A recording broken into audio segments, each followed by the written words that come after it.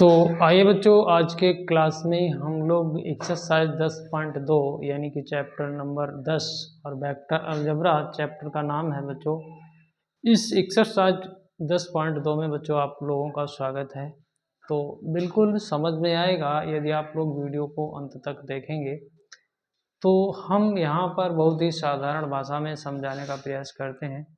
तो बच्चों यहाँ पर क्वेश्चन तो हमने नहीं नोट किए हुए हैं, तो क्वेश्चन छोटे छोटे हैं और हम आपको पढ़ के बताएंगे कि ये वाला क्वेश्चन कर रहे हैं। वैसे तो आज शुरुआत है क्वेश्चन नंबर 1 से, तो देखते हैं बच्चों क्वेश्चन को। तो बच्चों क्वेश्चन में हमारे पास है निम्नलिखित सदिशों के परिमाण का परिकलन कीजिए। ठीक है बच्चों, यानी कि मैग्नीट्यूड निकालना है। हमारे पास 3 सदिश हैं, ए बी और सी। तो देखते हैं इसको कैसे लगाया जाएगा बच्चों। तो थोड़ा सा आप ध्यान देंगे तो समझ में आएगा। बिल्कुल सरल है वेक्टर अलजेब्रा, बहुत ही क्वेश्चन परीक्षा में पूछे जाते हैं। तो आप विधिवत तैयारी करने के लिए हमारे चैनल को ज्वाइन करिए और बच्चों हमारा सहयोग करिए, ठीक है। तो देखिए बच्चों, क्वेश्चन नंबर 1 में हमारे पास एक वेक्टर है, ए वेक्टर, जो कि दिया गया है i प्लस जे प्लस के कैप, ठीक है, ऐसा दिया गया है। और बच्चों एक बी वेक्टर है, ये दिया गया है आपको 2i माइनस का 7j माइनस का 3k, ये दिया गया है। बच्चों एक सी वेक्टर और दिया गया है, तो उसको यहाँ नोट करते हैं। सी वेक्टर है अपने पास, बिल्कुल सरल है, 1/√3 i cap plus 1/√3 J cap minus 1/√3 के कैप। इन वेक्टरों का हम लोगों को परिमाण ज्ञात करना है। तो जैसे देखने में आपको कठिन लग रहा होगा, लेकिन ये लगाने में बिल्कुल सरल है। तो इस वेक्टर का क्या करेंगे, आप परिमाण ज्ञात करेंगे। तो बच्चों देखिए, हम लोग परिमाण निकालें तो देखिए हमारे पास एक वेक्टर है xi plus yj plus zk, ठीक है। इससे इसकी तुलना करिए। तो तुलना करने पर आप देख रहे हैं कि x बराबर 1 आ जाएगा, y बराबर भी 1 आ जाएगा और z बराबर भी 1 आ जाएगा। और आपने वीडियो अगर देखी हो इंट्रोडक्शन की, तो उसमें हमने बताने का प्रयास किया था कि होता क्या है बच्चों, जब हमारे पास ये वेक्टर होता है तो r वेक्टर का परिमाण निकालना होता है। तो x² plus y² plus z² किया जाता है और कुछ नहीं करना हो। तो हमारे पास तो a वेक्टर है। तो अब आप सोच रहे होंगे कि यहाँ पर इसका गुणांक i का गुणांक और y का गुणांक, j का गुणांक और k का गुणांक, ये देखिए हमने यहाँ तुलना करके आपको बता दिया है कि 1 1 1। तो बस 1 का स्क्वायर, यहाँ 1 का स्क्वायर, यहाँ 1 का स्क्वायर और बच्चों इसका रूट। तो ये आपका अंदर जोड़ के 3 आ जाएगा, √3 आ गया। तो a का परिमाण √3 आ गया। तो बिल्कुल सेम प्रक्रिया में इसको करना है और थोड़ा सा डायरेक्ट करेंगे, क्योंकि आपको इधर समझ में आ गई होगी बात। तो बिल्कुल b का परिमाण अगर आप निकालेंगे तो देखिए होता क्या है, 2 का स्क्वायर हो जाएगा प्लस माइनस 7 का स्क्वायर हो जाएगा प्लस माइनस 3 का स्क्वायर हो जाएगा और बच्चों रूट हो जाएगा। क्योंकि आपने अभी अभी यहाँ सीख लिया है कि किसी भी वेक्टर का परिमाण निकालना अगर है तो ये होता है। इसी को बच्चों r भी कहते हैं, कोई समस्या हो तो देख लेना। तो ये हो गया 4 हो गया, ये 7 7 49 हो गया, ये 3 3 9 हो गया। बस जोड़ना है तो कितना हो जाएगा, 4 यहाँ जोड़ देंगे 53 हो जाएगा, 53 में 9 जोड़ देंगे। तो देख लेते हैं जोड़ कर, अगर जोड़ नहीं आता है तो उसको भी सीख लीजिए। यहाँ देखिए 9 3 12 और भैया 5 और 1 6, √62 हो गया। अब आप अगर इसका वर्गमूल लेना चाहें तो ले सकते हैं और नहीं लेना चाहें तो बस √62 उत्तर रखिए। क्या दिक्कत? कोई दिक्कत नहीं, आप उत्तर चेक कर सकते हैं। ठीक है बच्चों, चेक कर लेना। यहाँ पर अगर हम लोग आए तो भी वही बात है, बिल्कुल इसका परिमाण निकालना है तो 1/√3 का स्क्वायर करना है। फिर बच्चों 1/√3 का स्क्वायर करना है। फिर बच्चों प्लस 1/√3 माइनस का स्क्वायर कर देना है। फिर बच्चों रूट कर देना है। क्या दिक्कत है? तो बच्चों ये 1/3 हो गया, ये भी यार 1/3 हो गया, ये भी 1/3 हो गया। तो कहने का तात्पर्य ये 3/3 हो गया अंदर ही अंदर। 3 से 3 कटेगा यार, √1 हो जाएगा। √1 को आप 1 लिख सकते हो। तो बिल्कुल साधारण भाषा में हमने आपको समझाने का प्रयास किया है, तो कोई दिक्कत नहीं। इतने सरल सवाल होते हैं, जैसे आपने देखा होगा तो आपको सरल लगा होगा। यहाँ कुछ करना ही नहीं है। अगला सवाल बच्चों देखते हैं, इसको मिटा के। तो समस्या तो कुछ नहीं, बस समस्या है कि आप कंटिन्यू प्रैक्टिस करते रहें, समझते रहें, पढ़ते रहें, तो फिर आपका मैथ अच्छा हो जाएगा। और मैथ में आपके नंबर भी 95 से कम नहीं आने वाले। ठीक है बच्चों, तो कोशिश आपकी और प्रयास हमारा सफल होगा। क्वेश्चन नंबर 2,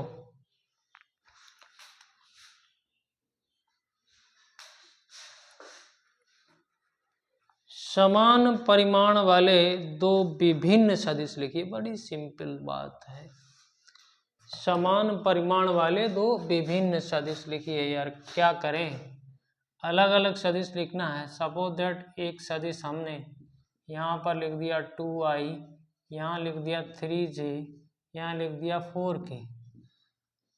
ठीक है, एक और दूसरा सदिश लेते हैं b, इसमें लिख दिया हमने 2i, यहाँ लिख दिया 4j, यहाँ लिख दिया 3k।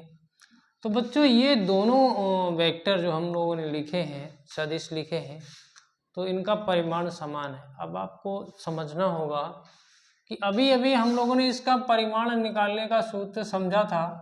तो बच्चों अगर इसका परिमाण निकालेंगे तो ये 2 दूनी 4, 3 तिया 9, 4 चौकू 16। तो देखो भैया कितना हो गया, 16 4 20 और 4 24 हो गया। नहीं भैया यार कुछ और हो गया, 16 9 25 और 4 29 हो गया। और इसका आप निकालें तो बिल्कुल सेम में आप इसका निकालेंगे तो ये भी 4, ये भी 16, ठीक है, और ये आपका 9, तो बिल्कुल वही तो है। ये भी 29 हो गया रूट में। तो इस प्रकार से आप इतने सदिश लिख सकते हैं जिनकी हम लोग गिनती नहीं कर सकते। मन आए वो लिख दो, उत्तर की जांच नहीं हो सकती, क्योंकि उत्तर यहाँ पर जो भी दिया होगा किताब में वो नहीं दिया होगा, निश्चित नहीं है उत्तर। आप कुछ लिख सकते हो, कुछ दूसरा चेंज करके, बस ये गिनती आपकी बराबर होनी चाहिए। माइनस प्लस से कोई फर्क नहीं पड़ने वाला, बस आगे पीछे हो जाएं और 2 सदिश लिख दें आप। ठीक है, समझ में आई होगी बात। मतलब 2 यहाँ है, 3 यहाँ है, 4 यहाँ, तो इसमें भी 2 3 4 यूज हो जाए तो आपका ये समान परिमाण के विभिन्न सदिश हो गए। ठीक है, अगला देखते हैं। तो अगला आपका सवाल है, समान दिशा वाले 2 विभिन्न सदिश लिखिए। इसमें भी कोई प्रॉब्लम नहीं है, इसको भी हम लोग बहुत से सदिश लिख सकते हैं, यानी कि अनंत सदिश लिख सकते हैं क्वेश्चन नंबर 3 में भी। तो इसको भी समझने का प्रयास करते हैं बच्चों। तो देखते हैं क्वेश्चन नंबर 3, समान दिशा।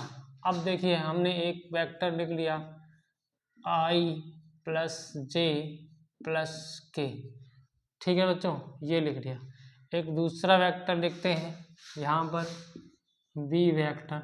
चलिए बच्चों, 2i cap, 2j cap, 2k cap. ये बच्चों समान दिशा वाले 2 भिन्न सदिश हैं, विभिन्न सदिश हैं। मतलब ये अलग है, ये अलग है, दिखने में तो अलग अलग ही रहा है, लेकिन इनकी दिशा इक्वल है। अब आप कैसे बता पाएंगे कि इनकी दिशा इक्वल है? तो देखिए, दिशा निकालने के लिए आपके पास देखिए फार्मूला होता है। आपको हमने इंट्रोडक्शन वाले वीडियो में दिखाया था, क्या कहा था, एक्स बटे आर कास अल्फा, यानी कि यही आपका यल होता है।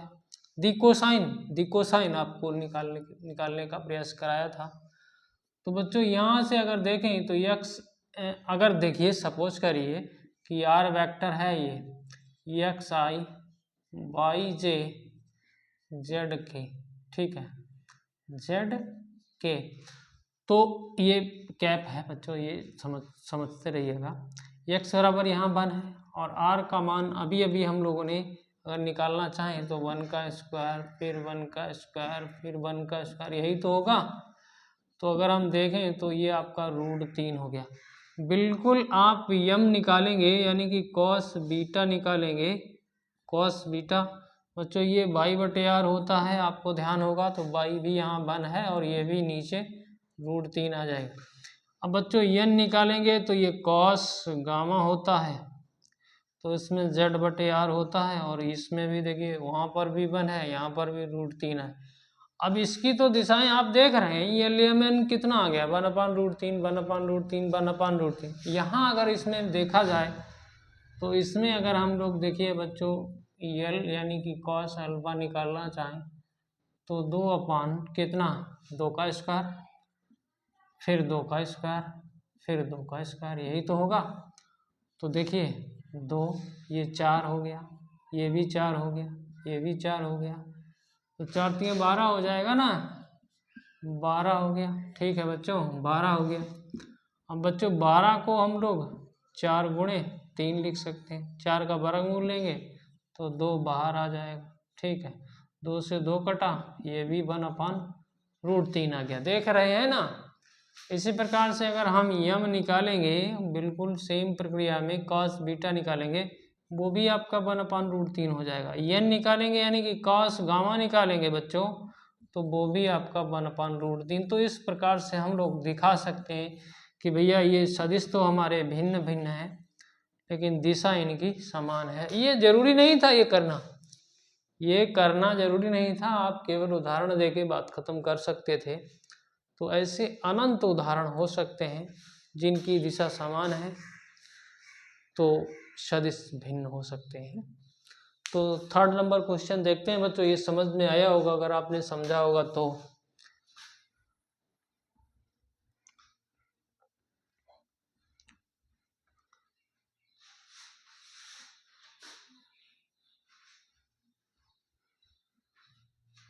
ये तो 3rd नंबर था बच्चों।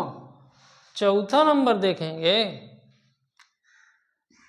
4था नंबर में है हमारे पास एक्स वाई के मान ज्ञात कीजिए, सदिश 2i कैप 3j कैप। ठीक है बच्चों, एक सदिश ये है और एक सदिश बच्चों आपके पास एक्स आई है, यहाँ पर वाई जे है। तो यदि ये सदिश समान है तो एक्स वाई के मान निकालिए, तो फिर कुछ टेंशन लेने की ज़रूरत ही नहीं है। 2i + 3j बराबर एक्स आई प्लस वाई जे। अब हम एक्स वाई के मान क्या नहीं निकाल सकते हैं, x बराबर 2 y बराबर 3। तो क्या दिक्कत इस सवाल में, तो ये हो गया आपका। अगला देखते हैं, ये आपका हो गया खत्म खेल इसका। अगला देखते हैं क्वेश्चन नंबर 5। क्वेश्चन नंबर 5, एक सदिश का प्रारंभिक बिंदु सपोज दैट a मान लीजिए 2 1 है और अंतिम बिंदु सपोज दैट ये b है, ये आपका -5, -7 है। तो इस सदिश के अदिश एवं सदिश घटक ज्ञात कीजिए।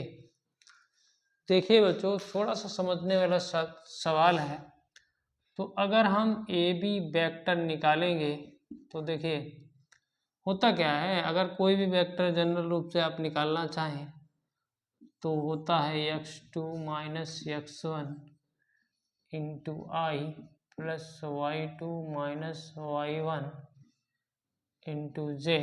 आगे भी कर सकते हो, ठीक है। तो अगर हम यहाँ पर x1 इसको y1 इसको x2 इसको y2 कर दें, कोई समस्या नहीं समस्या।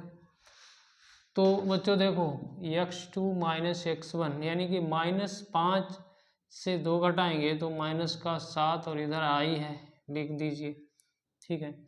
और बच्चों y2 माइनस y1 बीच में प्लस लगा है तो लगा दीजिए y2 माइनस y1, तो -7 है यहाँ, माइनस तो कितना आ जाएगा, -8 आ जाएगा, तो माइनस यहाँ लगा देते हैं, -8j, ठीक है, समझ गए होंगे आप। ये -7 है, इसको भी -8j। हमारे पास ए बी वेक्टर तो आ गया है, समझ गए, ये वेक्टर आ गया है बच्चों, ये क्या आ गया है, वेक्टर आ गया है।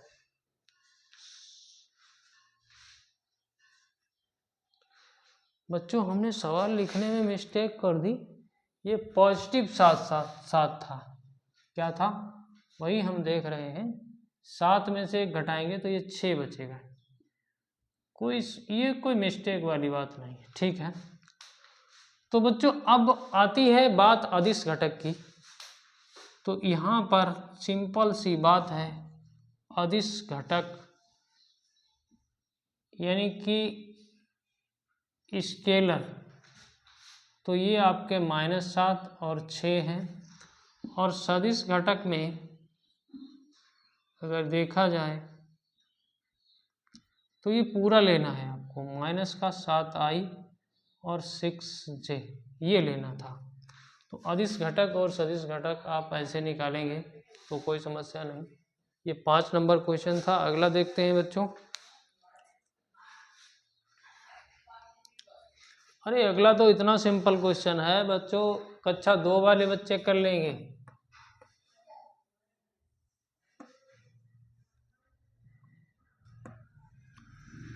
देखिए क्वेश्चन नंबर 6, हमारे पास एक ए वेक्टर दिया गया है, देखिए कितना है, आई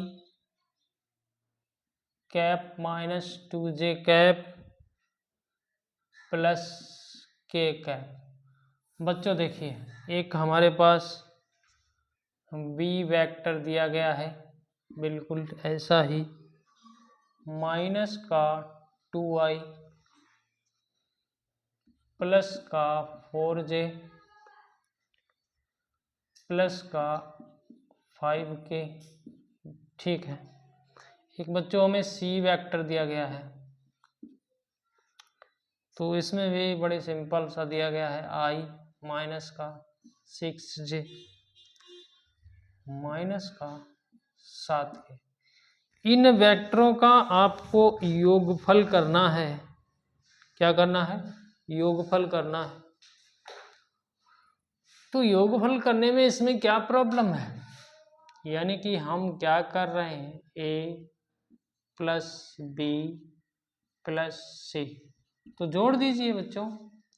देखिए माइनस का 2i और ये दोनों मिला के प्लस के 2i, तो 0i हो गया, ठीक है।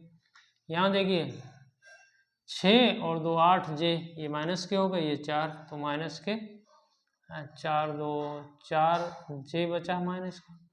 यहाँ देखिए 1 ये और 5 ये 6 हो गए, 6 में से 7 निकला तो माइनस का k बचा, ठीक है। तो ये हमारा जोड़ आ गया है, ठीक है। थोड़ा सा उत्तर चेक कर लेते हैं, कहीं हमने कुछ लिखने में गलती ना कर दी हो।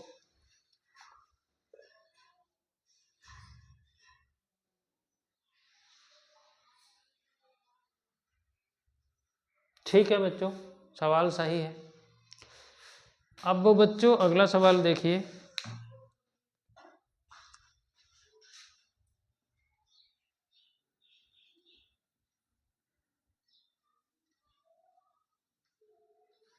अगला सवाल बच्चों बहुत ही इंपॉर्टेंट सवाल है, एक सवाल समझिए, बार बार मत समझिए।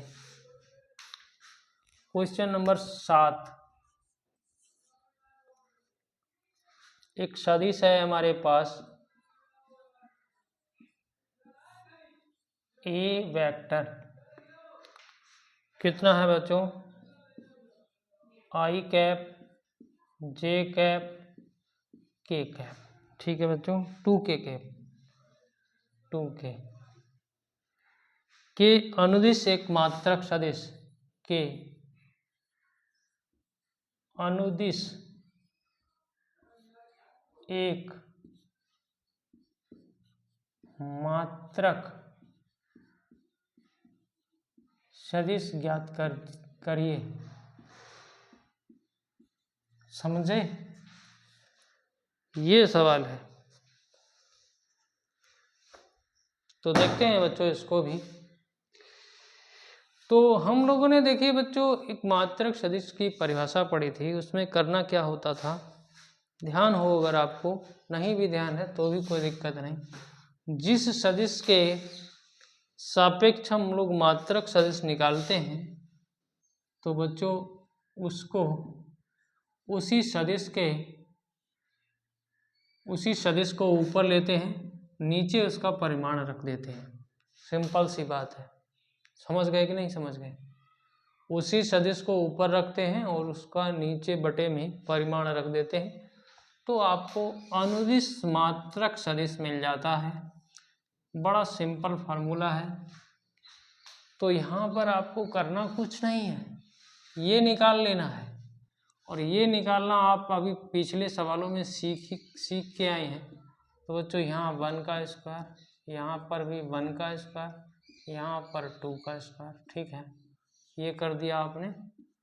तो ये 1 हो गया, ये 1 हो गया, ये 4 हो गया, ये 6 हो गया। कितना, 6 रूट के अंदर।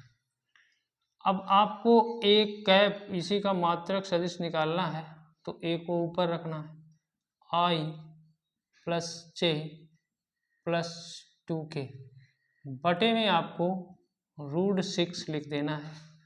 अब थोड़ा अगर और चेंज करना चाहें तो लिख सकते हैं 1 के बटे √6 आई कैप, 1 के बटे √6 जे कैप, 2 के बटे √6 के कैप।